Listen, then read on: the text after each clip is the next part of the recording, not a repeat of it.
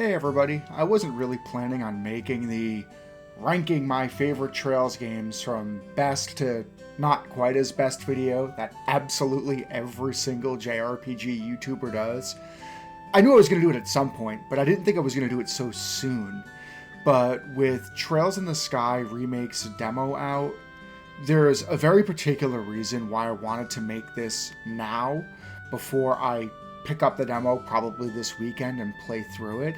I already talked about in a previous video how important Trails in the Sky is to me, and I kind of want a record of how I feel about the Trails series before I revisit the reimagining of Sky through that demo and the eventual re-release, or I guess release, of the remake game.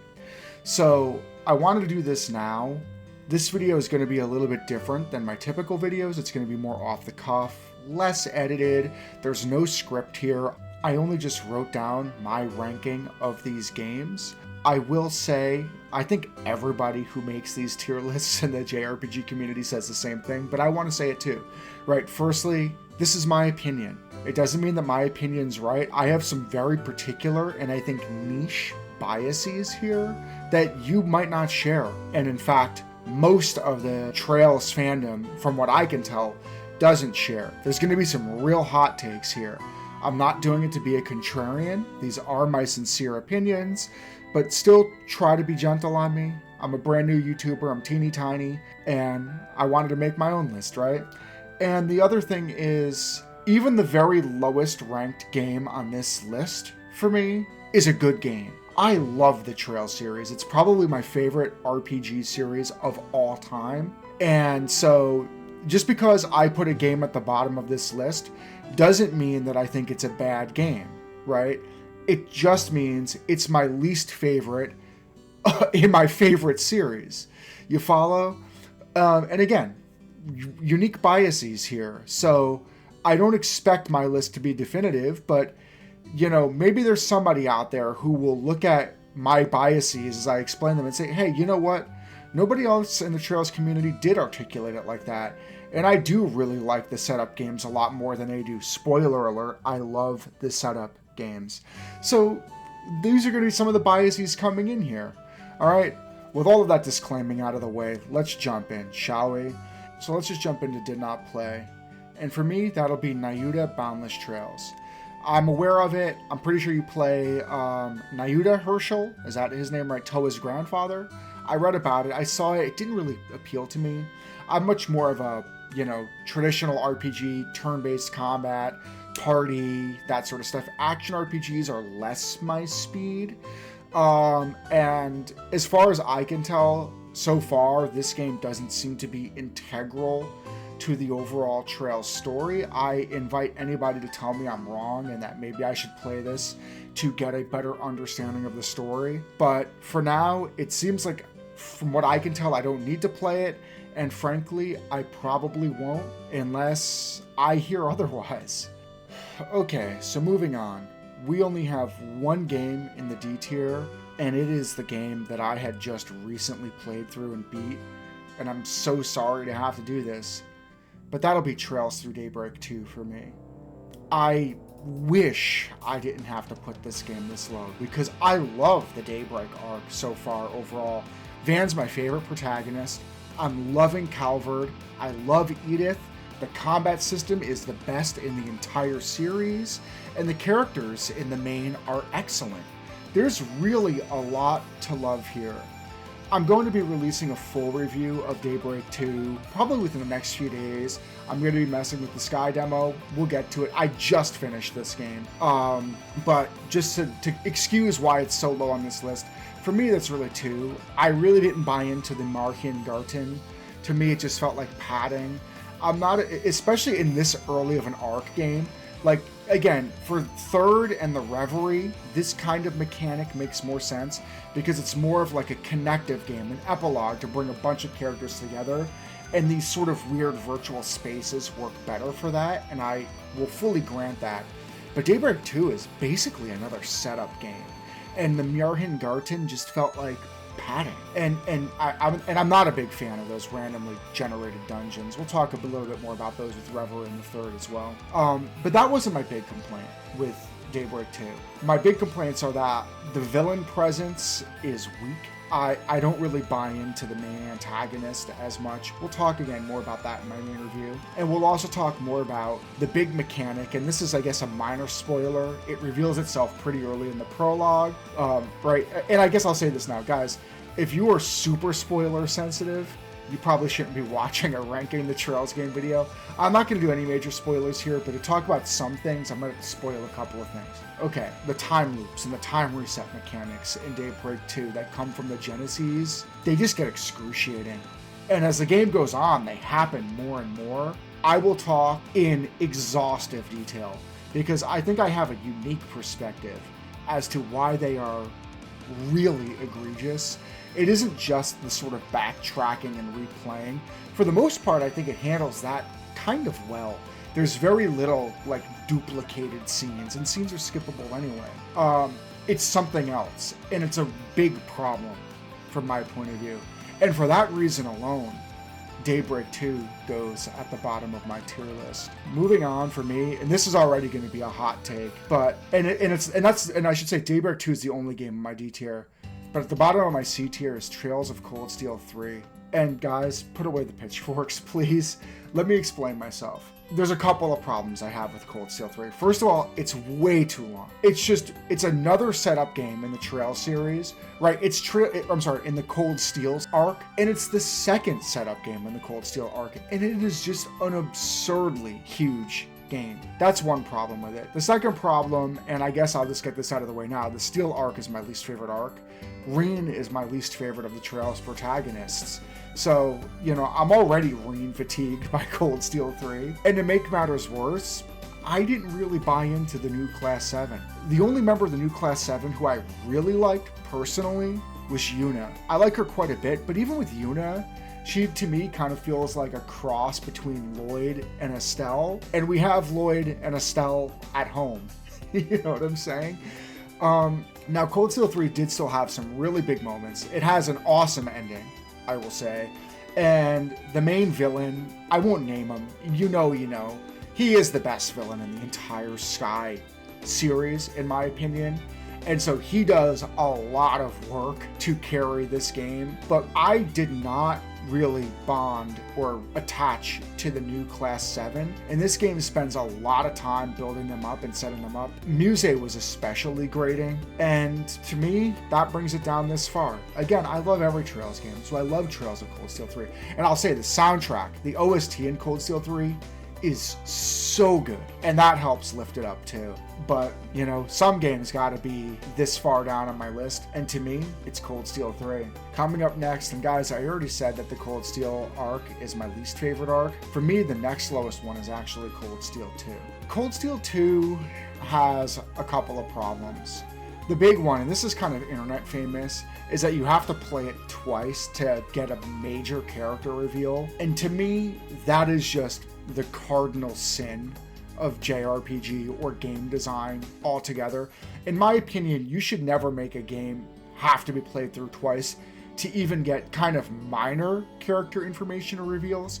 Right? If you've got story exposition for me, make it accessible. Right? Maybe I have to go out of my way to find it. That's totally fine. But having to play the game twice, that's not good. If you're like me, you probably watched those scenes on YouTube. I mean, I'm just gonna shoot straight. I don't have the time, broadly speaking, to play games more than once. There's so many games out there. We all have backlogs reaching all the way up to Andromeda. So for me, I didn't play it twice. I watched it on YouTube. That's its big problem. Well, that's one of its big problems. The other big problem is that this game, worse than probably any other Trails game in the series, just does not know how to end. It has 3 endings and a weird epilogue and then another weird epilogue. And there's some great character moments. These are some great scenes. I just don't think they were placed where they needed to be, right? What was it called? The divertissement where you play as Lloyd. Spoiler alert. That should have been somewhere else. That probably could have been early Cold Steel 3 or even, probably early Cold Steel 3. So this game just had some pacing issues that I didn't buy into. And another thing, and this one, if anything, I've already been throwing a lot of fire.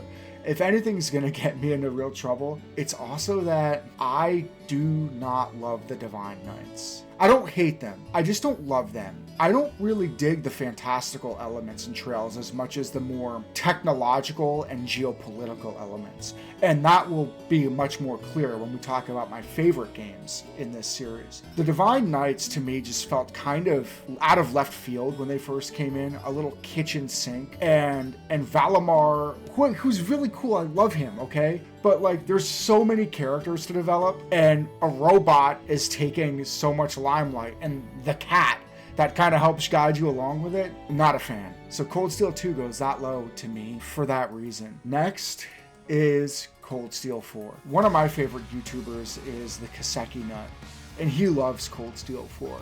And he talks all the time about how people either love this game or hate this game, and I'm here to say, for me, it's neither. I definitely don't love it.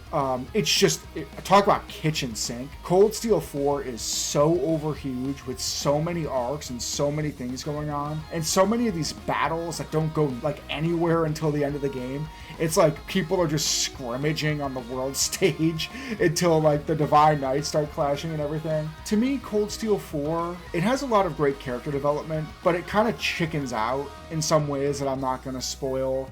It uses a lot of Deus Ex Machina to give it a happier ending than I think it otherwise could have. If Cold Steel 4 would have made some riskier choices, it would have been the best game in the series. That, and if it could have trimmed some fat. But I will say, I did love to get to play with my Sky crew again. They're my favorite crew. And you do get to use a lot of characters, which is a blessing and a curse, but it was kind of peak at the end of the game. Where this is sort of like the end game of Trails, where you get all these different party members together to help save the continent, in so many words. So it had some epic moments. It's just bloated, it's kind of kitchen sink, and still don't love Reen, and it chickens out where it shouldn't have. And for all of those reasons, Cold Steel 4 sits this low on my list. All right, guys, we're out of the C tier and we're moving into the B tier. The first game and only game in the B tier for me is Trails into Reverie. And I really can't believe I liked this game as much as I did. And there's actually one key reason, and that is C and C's route. I'm a sucker for a good redemption arc, and that's exactly what this is. And the storyline in that arc is just so compelling. Still sick of Reen, pretty okay with Lloyd. I desperately wished Reen's arc would have gotten cut out in favor of an Estelle arc. Bring back the Sky characters, damn it. You just remade Sky FC. The entire planet is going to fall in love with Estelle and Joshua if they're not already, and they just don't get enough play, in my opinion, in the later games of the series. They are the foundational protagonists. So many games in this series get spoiled, like Reen, like Ren, like even like Lecter, right? Come on, Estelle and Joshua. Reen had his time in the sun. He had 4 whole damn games. Anyway, C carries Reverie to me. The Reverie corridor, I'm still not a fan of these randomized dungeon crawls. I still do love the Sky the Third style sort of scenario elements. What were they in this? They were like orbs or something like that. It's been a couple years since I've played. Those were great, but the random dungeon, But C, there's a scene kind of right after C reveals his identity, and he has a discussion with Lapis on the airship. To me, this is one of the best written dialogue scenes in video game history, period. It lives completely rent-free in my head. It's extraordinary. His redemption arc is really good. The ending of the game was even quite powerful, in my opinion. This game does do a lot to set up the Daybreak arc. So while Reverie has some goofiness and some quirk, and again, I used the term before and I'll use it again, a little, some kitchen sink being thrown at it, when it's on, it is so on, that pulls it away from some of its worst elements. I had a blast with Reverie. We move into the A tier already, guys.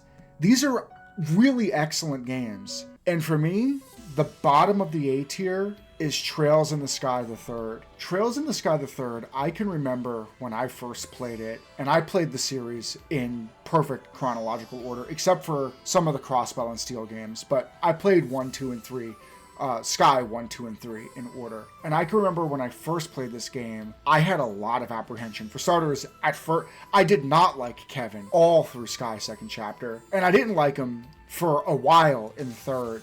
So we were off to a bad start, right, with Kevin being my protagonist. And then when I quickly found out the entire game was going to take place in an artifact dungeon that's not even part of reality, my heart sank. I couldn't believe it.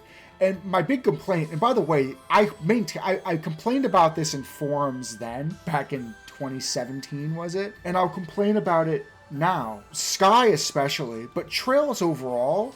What makes this series so special is that it has the best world building probably of any video game series ever made. You have the best world building, and therefore the best world in some ways, and you're going to give me an entire game where you take that world away from me? That broke my heart. I thought that was such a bad decision, and I still do. The fact that Sky the Third is a dungeon crawler is part of the reason why it sits this low on the list. Because Sky the Third, despite that, for starters, in my opinion, has probably the best gameplay in the Sky trilogy. I love Sky trilogy's cast, and the fact that you get to really utilize it and build your own party to your heart's content while you take on the challenges of this game, that was a blast. But further, the doors, some of the doors in Sky the Third have some of the best story and character building moments in the entire game. It is unreal how now, the better part of a decade later, Sky the Third is still paying dividends to future games with how much it does to set up the series. Some people will say that this game is skippable.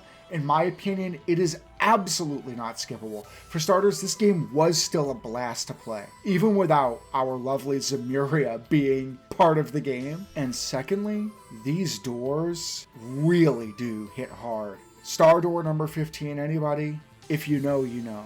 That scene still gives me chills, and it always will.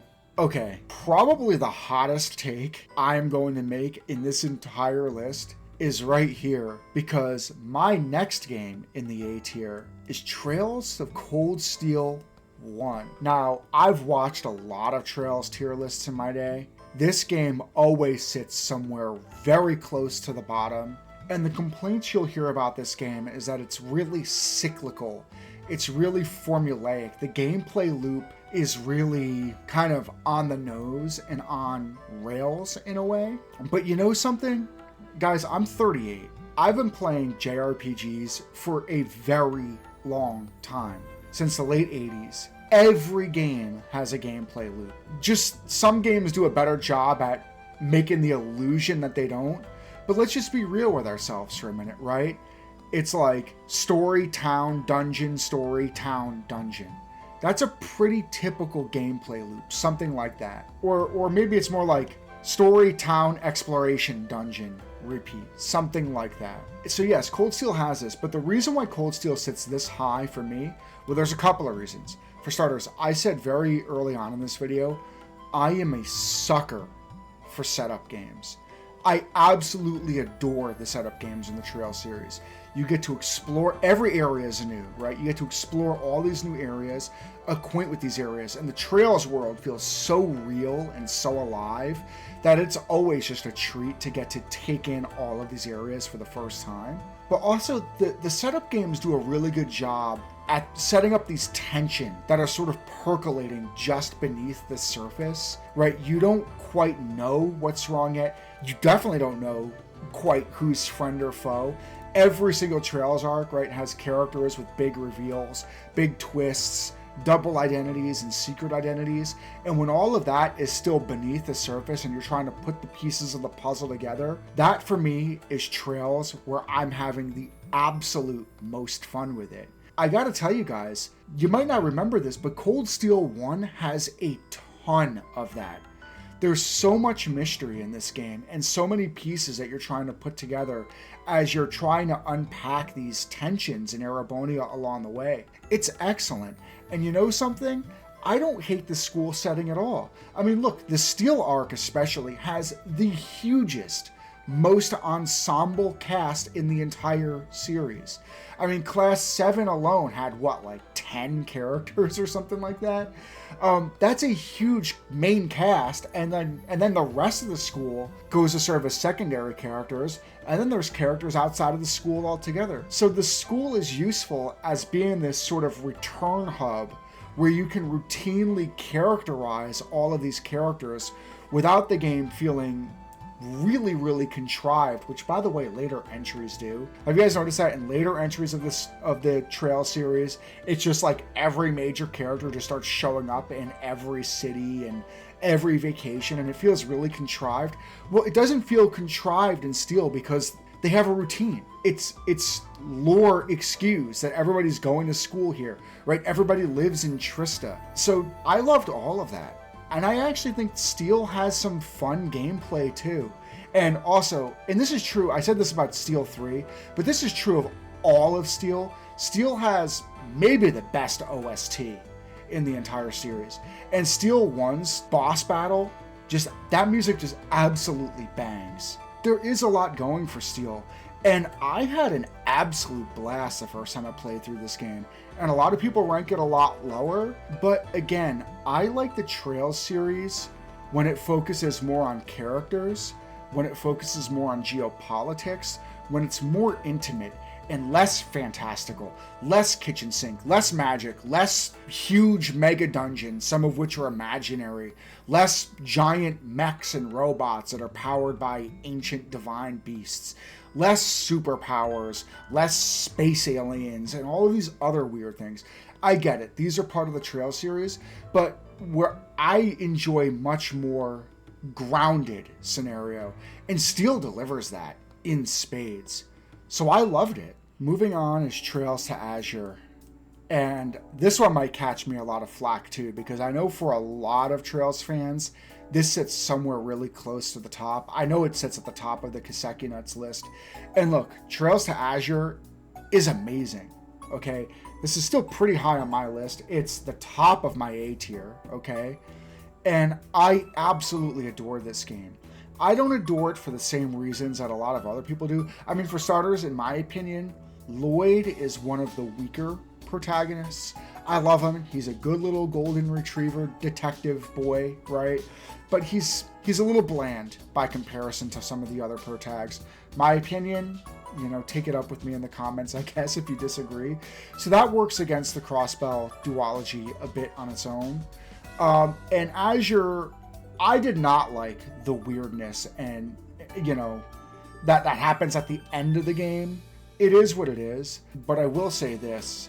The whole Orcus Tower scene, right, the big international conference that happens up there in the security detail and all of the tensions and everything there, that is easily one of the best sequences in the entire Trails series. It is so good. It's so suspenseful. And, a lot of people like the big mind F that happens at the end of Azure and some of the big reveals there. And I'm okay with it. But no, to me, the political tension that happens in that conference at that tower was peak Trails. And that sequence, it's like one of the top 5 for me in the entire Trails series. And that alone pulls Azure up as high as it is for me. Coming in at the bottom of S tier is Trails from Zero. Oh man, so I played the Geofront patch. So the first time I played Trails from Zero was back in 2020, right during early COVID. So maybe that gives me some attachment to this game, because just as soon as I get locked in with this amazing game. I gotta say, perhaps more so than any other Trails game in the entire series, Trails from Zero is such a complete experience. This whole game is just so good. There is not a Trails game that I beat more quickly than Trails from Zero. So that has to say something about it. This is the one game I just could not put down. The mysteries in Crossbell, again, I love setup games. Who's who, what reveals are going to be what. These things kept me on the edge of my seat. Again, Lloyd's not my favorite, but he is excellent, and his detective skills were very cool to witness. Randy was my favorite, and Randy really did help bring the series, or bring this particular game to even further life. The villain in this game is one of the more irredeemable, just completely evil and unhinged villains. And again, the machinations that he's up to pay dividends in later entries of the Trails series. So to me, Trails from Zero, this game just does everything well, and it's a complete experience. I think if I only had like one game in the Trails series that I could say, hey, what is Trails like? You're only going to get one game. This would maybe be the one I would recommend because it's so complete. It doesn't have a big cliffhanger at the end. It was just a solid experience all the way through. Coming in next in the S tier for me is Trails in the Sky second chapter. Now, I talked about how much I love the setup games more than I love the payoff games, but I have to say, Trails in the Sky, the second chapter, is the exception that proves the rule. This game does so many things right. I mean, for starters, Estelle is one of the better protagonists, maybe the best protagonist. Maybe it's Van, doesn't matter. Estelle is amazing. I love her, as I think many in the community do. She's so human and so raw and also just so pure. She shines like the sun. That's the moniker that Joshua gives her in the game, and it's so true, right? And the trials and tribulations that Estelle has to go through leading from the first game into the second game, and how she develops and matures along the way, which culminates into that scene where she reunites with the you-know-who. Again, this was Trails writing at its absolute best. And that's to say nothing of how awesome the villains were in this game, right? Ouroboros is at its most menacing, in my opinion, in Sky SC. They kind of make Ouroboros this sort of frenemy in most of the later entries, which I'm not quite sure how I feel about that, but it's alright, this is Trails. But in Sky second chapter, they are just so menacing. They are so well set up. They all have connections in some way or another to the main protagonists, and it's awesome. And the final dungeon, the Liberal arc, oh my god. Right? That might be one of the best final dungeons in all of game history. I usually hate final dungeons, and I usually hate Trails final dungeons, but again, second chapter, exception of the rule. It's so good. This entire game is just one big, amazing journey, as is first chapter, unlike many of the other Trails games, which are much more cyclical, and I was here for all of it. Second chapter is beloved in the community for good reasons, and I'm right there with them. My second favorite Trails game is Trails Through Daybreak. This is the entry to the Calvert arc, and oh my god, does this game do so many things right. For starters, Van Arkwright is an amazing protagonist. He probably is my favorite protagonist in the series. Maybe that's because I kind of identify with Van. I love the fact that he's, basically until the very end of the game, the oldest character in his gang. So he kind of gets to serve as this mentor and big brother figure to the other characters in the party. It's such an endearing dynamic, and it's kind of rare in JRPGs, right? That the main protagonist is the sort of grizzled, world-weary one who gets to be the mentor to others. It's a different angle, and I was totally here for it. But that's just the beginning of the things Daybreak does right. For starters, Daybreak really does level up the visuals. I'm not a big visuals guy, but it still has to be said. The new engine looks fantastic to me, and I did notice how wonderful it was to explore Edith, the way you could see the entire city, even when you're in buildings, right? The buildings, going from the building out to the city street, it's all seamless, and it does help the world, make the world feel more realized and alive. So the graphics are on point. The main character is a Giga Chad, and the rest of the cast is amazing as well. I love Judith to pieces. Anyway, it also has amazing combat, and I was a big skeptic about the Daybreak hybrid combat until I got my hands on it, and I'm here to say it's the best combat in the entire series. It's smooth, it's seamless, you can still do turn-based when you want, and you could basically smash through, like normal encounters without too much delay or flow breaking. So it's just so snappy, and it's amazing. And finally, the last thing that Daybreak does better than probably any other Trails game in the series is it sets a really dark tone. And it does it right from the beginning. There are some pretty gruesome deaths in the first 2 chapters of Daybreak, and you're like, oh, that's not very Trails of you, but I was here for it. So it's a darker game, it's a more mature game. It has a sort of noir vibe to it, and some really awful things happen in this game. And again, that might make me sound like a sadist, but to me, it just helps raise the stakes and get you more invested in the story. So Daybreak is also, in my opinion, a fantastic entry point to the series. Yes, there are a lot of callbacks to previous characters, and yes, there is fan service that us Trails vets would always get for playing the newer game with the way it ties in older games. But because of its amazing combat, amazing seamless gameplay and all that, it is a good entry point. I'm sure Sky First Chapter, when I start digging into that, the remade version of that, I mean to say, will probably be the best entry point. But I gotta say, Trails Through Daybreak, a lot like Zero in so many ways, is just such a complete experience all its own, and it's masterfully done. This game has so many things going for it, and despite Daybreak 2 being all the way at the bottom of this list, Daybreak 1 was peak. So that brings us to my favorite Trails game, and one of my favorite games of all time. I already said it in my dedicated video on Trails in the Sky, but I'll say it again.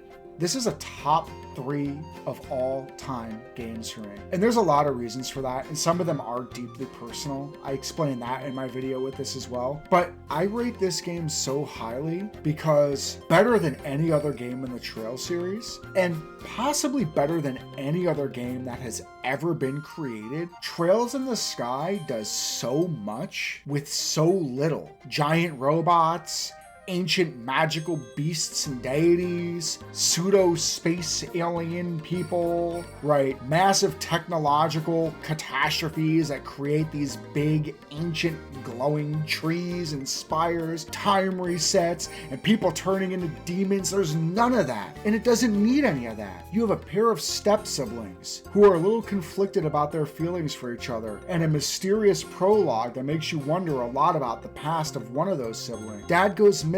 There's problems in the kingdom, and you're just getting your footing as junior bracers. There's eventually some political struggles that lead up to a coup. It's all so intimate and so grounded and so focused. All of the magic is basically constrained to these orbments, which are built through this game's best-in-class world building.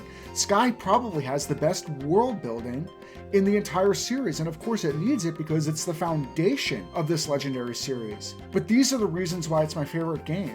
Because Sky, better than any of the other games in the series, it feels like almost like the real world with just these minor fantastical elements kind of hidden in the background while you focus on this very human journey. I love the Trail series so much. Okay, I wouldn't be making this video if I didn't, but I gotta say, the fact that Sky can deliver such a compelling journey without all of those fantastical tricks is just a testament to how outstanding its writing is. And to me, it's my favorite game in the entire series, and it's one of my favorite games of all time, and I cannot wait to start playing the demo. Unlike all the other actually established JRPG YouTube channels, yours truly only has 15 subs. Gung Ho did not give me a pre-look at the demo, and I'm not complaining. I gotta earn my chops, right? I'll probably look at that demo this weekend and report back on it. I have really high hopes, but either way, we already have the masterpiece that is Trails in the Sky. So no matter what this remake is, I'm sure I'm gonna be a happy camper. Anyway, guys, that's all I've got. This is Nick BRPG.